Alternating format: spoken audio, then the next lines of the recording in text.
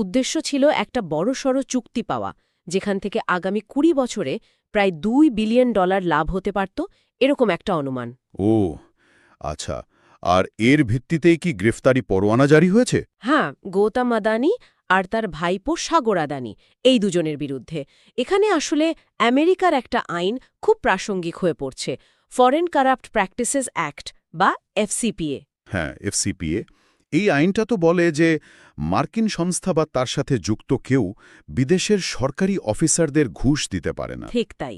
অভিযোগ হল ২০২০ থেকে ২০২৪ সালের মধ্যে এই আইন ভেঙেই ভারতীয় অধিকারীদের ঘুষ দিয়ে বিদ্যুৎ চুক্তি পাওয়ার একটা ষড়যন্ত্র হয়েছিল, আর এর জন্য নাকি মার্কিন অর্থ আর পরিকাঠামো ব্যবহার করা হয়েছে। প্রমাণ হিসেবে কিসের কথা বলা হচ্ছে? মানে এই অভিযোগগুলোর ভিত্তি কি? দেখুন, প্রমাণ হিসাবে ইলেকট্রনিক মেসেজ, মানে ধরুন ইমেল বা